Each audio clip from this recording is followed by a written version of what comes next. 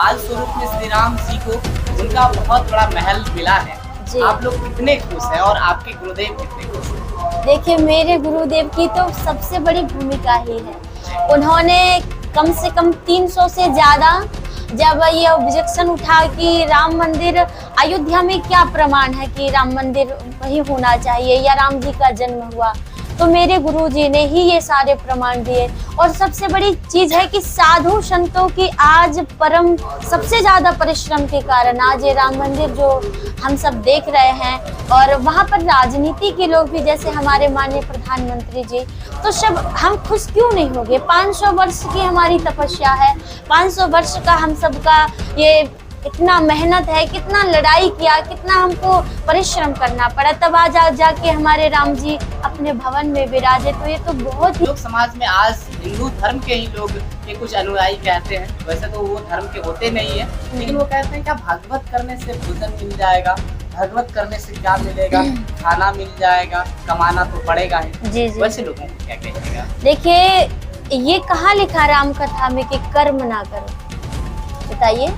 सत्संग में ये कहाँ लिखा है कि कर्म ना करो?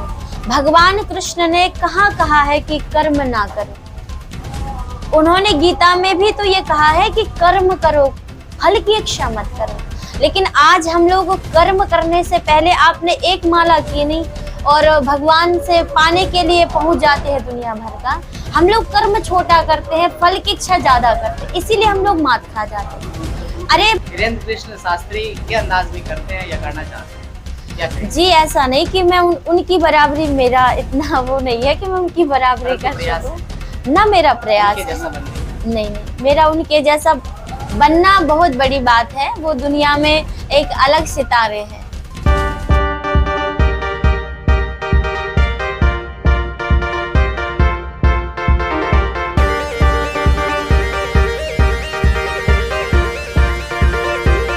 नमस्कार, राधे राधे, जय श्री राम।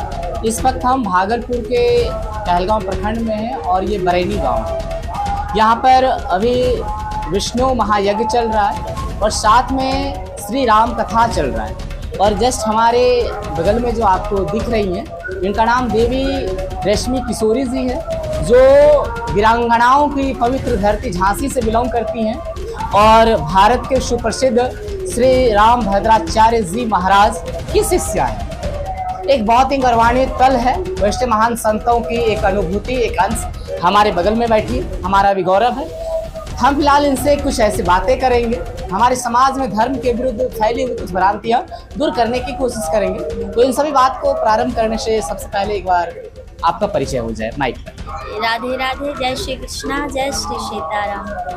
आप सभी भक्तों को मैं देवी रश्मि किशोरी जी।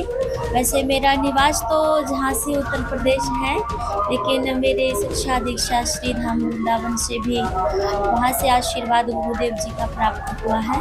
और मेरे जो गुरु हैं परम पूज्य पद्म विभूषित श्री रामानंदाचार्य और श्री रामभद्राचार्य जी महाराज, जो चित्रकूट धाम में तुलसी पीठ के पीठाधीश्वर जी। अभी भी सबसे पहले आप अभी यहाँ पर आए हुए हैं राम कथा करने। अगर कोई पूछे आज के युग में जिस तरह की लड़कियां आज के समय में रील बनाने पर उतर गई है, लेकिन आप एक तरफ हैं भगवत कार्य कर रहे हैं, राम का गुणगान कर रहे हैं। अगर कोई पूछे किसी से राम क्या है, क्या सवाल, क्या उत्तर है इसका? राम क्या है? देखिए, श्री राम जो ये नाम है ना, वास्तव में जीवन का अर्थ, जीवन का सारांश देखा जाए तो हमारा राम है। राम से जन्म हुआ, राम से जीवन गुजर जाएगा। ईश्वर सत्य है, राम कभी बदलता नहीं है जी। ठीक है, जो बदले वो सत्य नहीं हो सकता। तो राम जी बचपन में जब किसी बच्चे का जन्म होता है, जन्म से लेके मरते दम तक, यहाँ तक कि शमशान घाट तक जब तक हमारे शरीर जल नहीं जाता तब तक राम ही संग देते हैं, कोई संग नहीं देता। तो जो राम इस भारत भूमि में जन्म लेकर जो राम को नहीं जान सका, तो वास्तव में वो किसी काम का है ही नहीं। और आज की आपने कहा कि रील्स बनाने वाली लड़कियां, तो मेरे ख्याल से जो रील्स बनाई जा रही हैं, क्या वो वास्तव में अपना उत्थान कर पा रही हैं? बिल्कुल नहीं। आज अगर किसी लड़की के 35 टुकड़े किए जा रहे हैं तो क्यों किए जा रहे हैं? क्योंकि वो अपनी मनमानी करके किसी भी व्यक्ति के साथ लिविंग रिलेशन में रहना, माता पिता की इच्छा के विरुद्ध रहना, या हमने अपने घर के संस्कारों को फॉलो नहीं किया, हमारे माता पिता का जो संस्कार है, गुरु की शरण नहीं ली, जब हम सत्संग नहीं करेंगे, या माता पिता का भी इसमें दोष है कि अपने बच्चों को जब कभी राम कथा नहीं सुनवाओगे, गीता जो वास्तव में जीवन का सार है उससे रिलेटेड आप कुछ कार्य नहीं करोगे, निश्चित है आपकी आज की जनरेशन इतना खराब होता जा रहा है तो आपके बच्चे बिगड़ेंगे। और बिगड़ने के लिए कहीं जाना नहीं है, मोबाइल सबसे अच्छा है उसके लिए। तो उसमें अनेक प्रकार की चीज़ें आती, उसमें अच्छाई भी है, उसमें बुराई भी है, लेकिन हम अच्छाइयों को तो कम ध्यान देते हैं, बुराइयों को ज़्यादा सुनते हैं। आपको ऐसा कौन सा उपाय लगता है जिसको करने के बाद जो समाज में अच्छाइयाँ आ सकती है? उसका सबसे बड़ा उपाय ये है कि अगर इस संसार में उत्थान की ओर जाना है तो हमारे जो संत साधु है, संत जन है, जिन्होंने इतनी सुंदर सुंदर ग्रंथ 18 पुराणों की रचना की, और सबसे बड़ा आपको साधन है राम कथा। हम तो कहते हैं कि अगर रोज अगर आप समय मिले परिवार के साथ बैठकर आप राम कथा का अध्ययन करिए, अगर उससे 100% नहीं तो कम से कम 10% तो जीवन में कहीं ना कहीं लाभ होगा। और उसका सुधार तभी हो सकता है, बिन सत्संग विवेक न होई और बिन हरि कृपा सुलभ नहीं सोई। जब आप सत्संग करेंगे तभी तो विवेक आएगा कि अच्छा क्या है, बुरा क्या है। उसके लिए सबसे जरूरी है सत्संग, साधु संतों का संग, माता पिता का अनुचरण करना, उनका अनुसरण करना, ये मैं। आप राम प्रिय ही हैं। वैसे तो हर ज़्यादातर लड़कियां जो होती हैं, देवी जी, किशोरी जी, वो राधा कृष्ण प्रिय ही होती हैं, आप भी हैं, लेकिन आप राम प्रिय ही भी हैं। और अभी बाल स्वरूप में श्री राम जी को उनका बहुत बड़ा महल मिला है।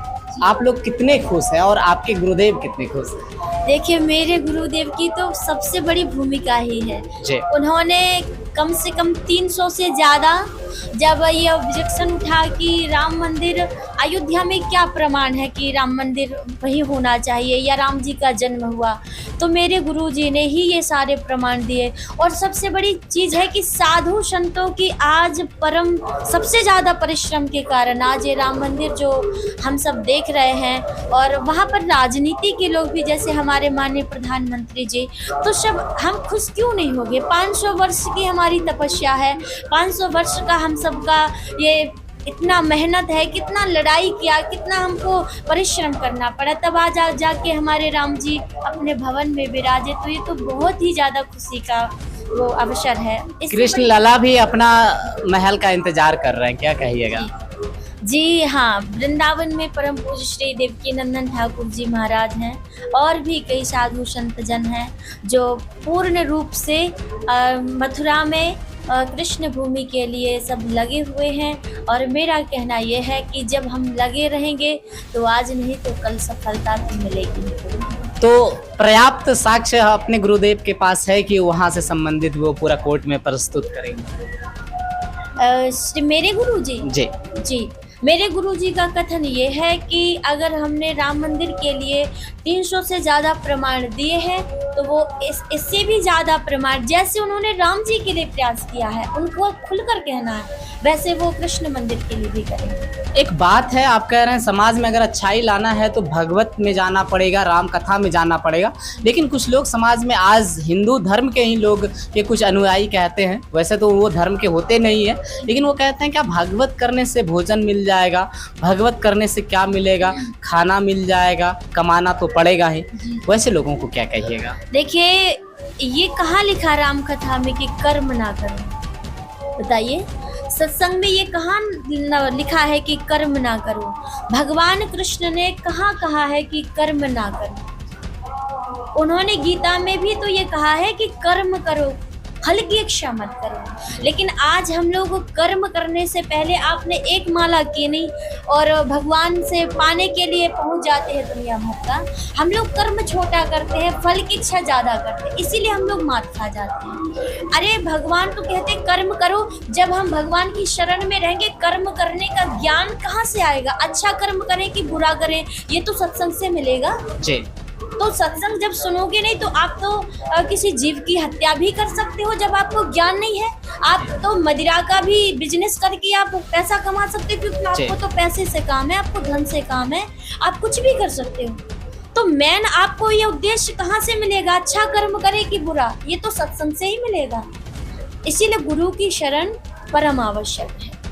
छात्र जीवन में जो आजकल के युवा हैं और युवती हैं, उनको आप भगवत की ओर लाने के लिए क्या कहना चाहिएगा? श्री राम कथा की ओर लाने के लिए क्या संदेश देना चाहिएगा? देखिए, आज की शिक्षा में मैं भी अभी अध्ययन कर रही हूँ, एमएससी चल रहा है मेरा। कौन से सब्जेक्ट से? मेरा बायोलॉजी से है। बायो से। जी, बीएड मेरा कंप्लीट हो चुका है और कई टेस्ट भी मैंने निकाल लिए हैं, लेकिन फिर भी मुझे जिस चीज़ से लगन है वो अपना काम मैं करूँगी, और जब तक सांस चलेगी, जब तक भगवान का भजन करते रहेंगे। जी।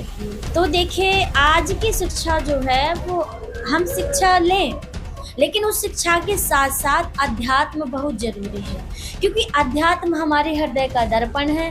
अध्यात्म से हम ये जान सकते हैं, जब हम शिक्षा लिए। आजकल मैंने देखा है बच्चों को, कई सिटियों में जाकर जो बच्चे पढ़े लिखे हैं तो शॉर्ट्स पहनते हैं, जिनको अपने शरीर का ख्याल नहीं है, वो दूसरे को क्या शिक्षा देंगे, क्या ज्ञान बताएंगे और क्या वो समाज में आगे बढ़ेंगे। तो वो बच्चे जिनको ये भी नहीं कि हमसे बड़े बुजुर्ग बैठे हैं, खड़े हैं, या साधु संत लोग आए हैं तो उनको प्रणाम करना है कि राधे राधे कहना, सीताराम, उनको शर्म आती है। राधे राधे कहेंगे तो हमको लज्जा आएगी, और इसको मॉडर्न एजुकेशन का नाम दिया जाता है। जी। तो ये मॉडर्न एजुकेशन, ये सब मैकॉले की शिक्षा का प्रभाव है। मेरे ख्याल से वो भी शिक्षा जरूरी है, लेकिन उसके साथ साथ अध्यात्म, गीता का पाठ, और मीराबाई ने कितना सुंदर सुंदर हमको मार्गदर्शन किया। तो कम से कम ऐसी शिक्षा दी जाए जो हमारे धर्म से, जो हमारा हिंदू धर्म है, उससे रिलेटेड हो। मेकाले तक यदि आप पहुंच गए तो हमको लगता है कहीं ना कहीं आप बहुत ज़्यादा रुचि रखते हैं, और शायद आप भगवत कथा थोड़ी धीरेन्द्र कृष्ण शास्त्री के अंदाज में करते हैं या करना चाहते हैं, क्या कहें? जी, ऐसा नहीं कि मैं उनकी बराबरी, मेरा इतना वो नहीं है कि मैं उनकी बराबरी, परंतु प्रयास है ना मेरा प्रयास उनके जैसा बनने का। नहीं, मेरा उनके जैसा बनना बहुत बड़ी बात है। वो दुनिया में एक अलग सितारे हैं, ठीक है, और मैं उनको बहुत उनका एक सपना है, हिंदू राष्ट्र भारत बनेगा। उनका सपना है और भगवान करे वो पूर्ण भी होगा। तो एक संत होने के नाते, आप एक साध्वी होने के नाते, आपको क्या लगता है भारत हिंदू राष्ट्र बनेगा? क्यों नहीं बनेगा भाई? भारत भूमि है, भारत हिंदुस्तान है, और हिंदुस्तान में रहकर जब हम राम के हैं और कृष्ण के हैं, उनके पद चिन्हों पर चलेंगे। राम जी ने अकेले अयोध्या से लेके लंका तक अपना ऐसा आधिपत्य पूरे विश्व में जमाया, तो जो राम के चरणों में, उनके पद चिन्हों पर, उनके मार्ग पर चलेगा, तो मेरे ख्याल से कुछ भी संभव है। तो बाद आगे ये पूरी खास बातचीत जो है हमारे साथ अभी देवी रश्मि किशोरी जी कर रही थी। इनके प्रश्न का उत्तर देने का अंदाज आप सभी को कैसा लगा, और जो कुछ यदि प्रश्न आप सभी के पास भी था जो छूट गया, तो आप कमेंट सेक्शन में लिखिएगा, हम इन तक पहुंचाएंगे और एक सकारात्मक उत्तर के साथ आपके साथ लौटेंगे। फिलहाल आप देख रहे थे उन्नत भारत न्यूज़, कैमरामैन राजा के साथ अमित। जय हिंद।